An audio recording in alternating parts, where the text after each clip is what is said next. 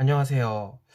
안녕하세요. 오늘은 제가 한 2년에서 3년 전에 남성 육아이직을 한번 6개월 정도 했었는데요. 제가 경험했던 그 남성 육아휴직을 토대로 요새 많은 분들이 특히 남자분들이 이제 워라밸의 일환으로 남성 육아휴직에 대해서 궁금해하시고 또 이제 남성 육아휴직을 생각하시는 분들이 좀 있으신 것 같은데 제가 경험했던 6개월 정도 2, 3년 전에 경험했던 경험을 한번 이야기해 보고자 합니다. 저 같은 경우엔 한 2년 정도 전 정도에 2년에서 3년 정도 된 것 같습니다. 그 정도 전에 이제 좀 회사에서 좀 안 좋은 일도 있고 해가지고, 솔직히 그때 당시에는 뭐 회사에서의 관계나 업무 같은 스트레스, 그리고 이제 뭐 몸도 많이 안 좋고 해서 이제 아빠임에도 불구하고, 한 집의 가장임에도 불구하고, 퇴사를 하고 좀 이렇게 휴직을 하고 싶다, 이렇게 좀 쉬고 싶은 마음이 좀 많이 강했습니다. 그래서 이제 솔직히 퇴사를 좀 알아봤었는데요. 근데 이제 저 같은 경우는 뭐 회사에서 저를 되게 좋게 봐주시던 그 부장님이 계속해서 권유하고 도와주시고 해가지고 좀 이렇게 주변에 좀 어, 그게 좀 많이 힘들었습니다. 저희 회사도 이제 남자 회사였기 때문에 이렇게 뭐 이렇게 되게 엘리트 코스를 밟으시는 이제 그런 분들 같은 경우는 어쩌다 간혹 가다가 한 번 정도, 그러니까 이제 그런 분들은 어떻게 보면은 회사에서 그분을 잡기 위해서 이제 남성 육아휴직을 이제 허용해 준 사례였죠. 이제 그런 사회를 제외하고는 뭐 저같이 그냥 뭐 평범하고 아무 뭐 크게 뭐 회사에서도 관심도 없고 이런 사람 치고는 이제 거의 처음으로 남성 휴가휴직을 신청하게 되었습니다. 한 6개월 정도 쉬었던 것 같은데요. 뭐 그 기간도 원래는 저는 한 1년 정도를 요청했었는데 뭐 계속 안 된다고 하고 뭐 그렇게 해가지고 6개월 정도를 맞았던 것 같습니다. 뭐 그래도 그나마 좀 좋았던 거는 대기업이라서 아무래도 제가 그래도 어떤 회사 이름을 말씀을 드리면 여러분들이 아마 다 아실 만한 대기업이기 때문에 그런 회사였기 때문에 그래도 그나마 좀 가능했던 것 같습니다. 그러면 제가 이제 남성 육아휴직을 했던 경험담을 좀 말씀을 드려보겠습니다. 먼저 장점부터 말씀을 드리겠는데요.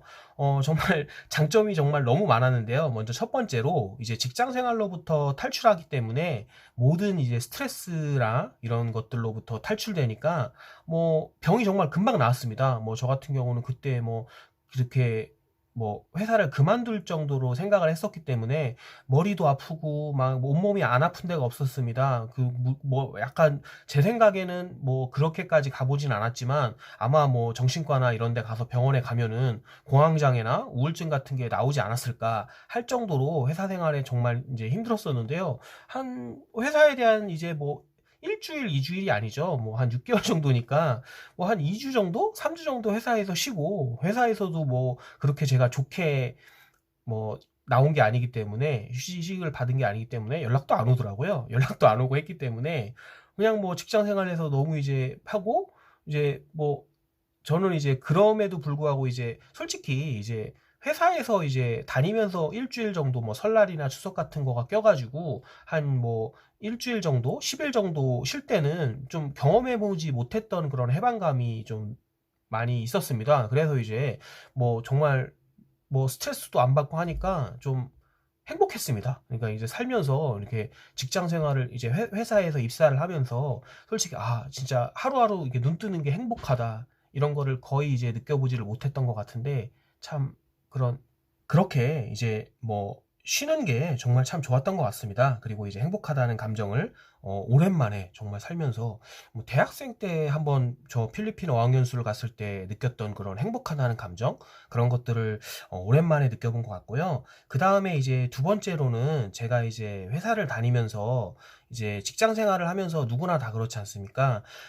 노후 준비나 이런 것들을 좀 알아보게 되는데 저 같은 경우는 제가 일하는 업종에 뭐 이런 노후 준비를 할 수 있는 자격증 같은 게 있었습니다. 근데 이제 그게 회사를 다니면서 좀 같이, 물론 이제 회사를 다니면서 대부분 다 하시고 따시고 하시는데요. 그 자격증을. 근데 그게 이제 처음에 그 첫 준비를 하고 이게 알아보는 과정이 좀 많이 힘들었던 것 같습니다. 왜냐면은 이제 그런 게 이제 직장 생활을 하는 게 하루하루 이제 일하는 게 쉽지 않으니까요. 주말에는 가족과 시간을 보내야 되고 하니까 그런 것들이 이제 쉽지 않았는데 이제 그 휴직을 하는 6개월이란 기간 동안에 이제 그것을 이제 그 자격증을 에 대해서 알아보고 뭐 학원도 다니고 그렇게 좀 해서 물론 지금도 그 자격증을 뭐 취득한 건 아니고요. 되게 뭐 이제 취득만 하면 노후가 완전히 거의 보장되는 자격증이기 때문에 참 이제 지금도 해오고 있지만 그래도 그 6개월이란 기간 동안에 준비했던 게 많은 도움이 되는 것 같습니다. 그리고 이제 다음으로는 뭐 가족들과의 시간이죠. 뭐 이제 솔직히 회사를 다니면서는 토요일, 일요일에도 솔직히 이제 뭐 쉬기에 바쁘고 하니까 가족들과의 시간을 많이 못 보내는데 그런 것들이 참 이제 좋았던 것 같습니다. 그 다음에 이제 진짜 좋았던 거는 저는 개인적으로 이제 나를 돌아보는 시간이 되지 않았나 생각합니다. 이제 주말에 뭐 평일에 같은 경우 저 같은 경우에는 제가 이제 있는 도시가 좀 이렇게 한적한 도시거든요. 그러니까 이제 뭐라고 할까요? 신도시라고 하죠. 이렇게 어 도시의 시설은 꽤 좋은 편인데 사람은 없어가지고 막 이런 도시 느낌입니다. 그래가지고 그러니까 뭐 이런 느낌입니다. 한 10만 명 정도가 살 수 있을 정도의 편의 시설이 막 갖춰져 있는데 실제 인구는 한 2만 명 정도인 거죠.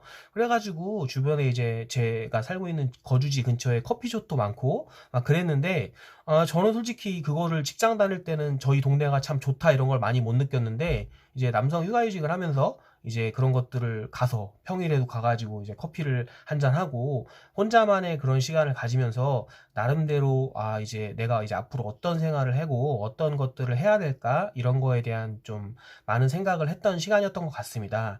그리고 이제 이 정도가 장점이 되겠고요. 이제 단점 같은 경우는 뭐니 뭐니 해도 이제 돈 문제가 있겠죠. 이제 아무래도 저 같은 경우도 이제 그 휴직 기간 동안에 돈 문제가 이제 월급이 저희 회사 같은 경우는 월급을 따로 주지 않았기 때문에 전혀 월급을 주지 않았기 때문에 이제 돈 문제가 가장 걱정되시고 아마 이제 다른 분들도 이걸 남성 육아휴직을 걱정하시는 분들도 다 돈 문제에 대해서 좀 걱정을 하실 건데요.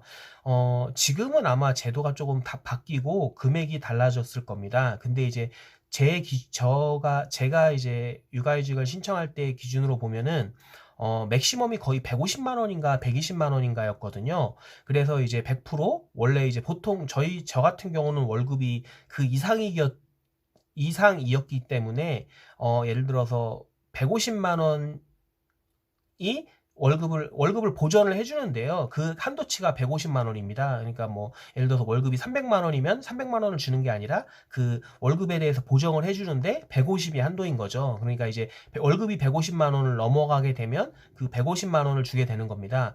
그래서 저 때는 근데 이제 150만 원을 다 주느냐? 뭐 다 주는 건 아니고요.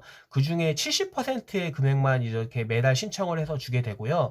그 30%의 금액은 이제 회사에 복직을 한 다음에 3개월인가 회사를 쭉 다니면은 이제 그 돈을 6개월치 30% 모아놓던 돈을 이제 한꺼번에 주게 됩니다. 아마 이제 뭐 회사를 퇴사하기 전에 육아휴직을 해서 악용하는 사례나 이런 것들을 방비하는 차원에서 그렇게 한 것 같은데 뭐 저 같은 경우는 뭐 그랬는데 지금은 제도가 또 어떤지 모르겠습니다.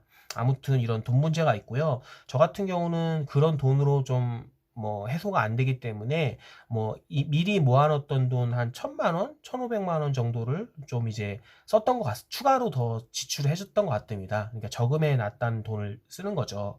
그리고 이제 아마 이제 단점으로 또 볼 수 있는 게 아무래도 이제 제가 뭐 회사에서 이룩해 놨던 뭐 커리어라든가 뭐 제가 회사에서 가지고 있던 이미지 이런 것들이 조금 많이 무너지게 됩니다. 그러니까 이제 아직까지는 뭐 일을 하는 도중에 회사에서 이제 대부분 다 뭐 남성 휴가휴직을 신청하실 때 맡고 있는 업무가 뭐 프로젝트가 있어가지고 딱 끝나가지고 아무것도 할 일이 없다. 뭐 이런 분들이면 모르겠는데 그런 경우는 거의 없으시잖아요. 이제 대부분 다 회사 일을 하고 계시고 그렇기 때문에 이제 아무래도 뭐 회사에서의 커리어 그리고 이제 남들의 시선 뭐 솔직히 말씀드리면 제가 이제 휴직을 신청을 할 때도 저 대놓고 이런 소리 들었습니다. 너무 무책임한 거 아니냐. 뭐 다른 사람들이 너랑 같이 일을 하고 싶어 하겠냐 갔다 오면은 뭐 이런 소리를 많이 들었고요. 뭐 솔직히 복직한 이후에도 이렇게 뭐 시선이 많이 좋지 않습니다. 그래서 저 같은 경우도 나름대로 회사 생활을 뭐 10년 가까이 하면서 다른 사람들과 융화도 되고 뭐 커리어 상에서는 그렇게 뭐 무책임하다 이런 소리는 듣고 회사 생활을 했던 것 같은데, 이제 그런 휴직을 하는 과정에서, 그리고 복직하고 1년 정도는 뭐 다른 사람들의 동료들의 시선이나 이제 그런 것들에 대해서 되게 안 좋았던 것 같습니다.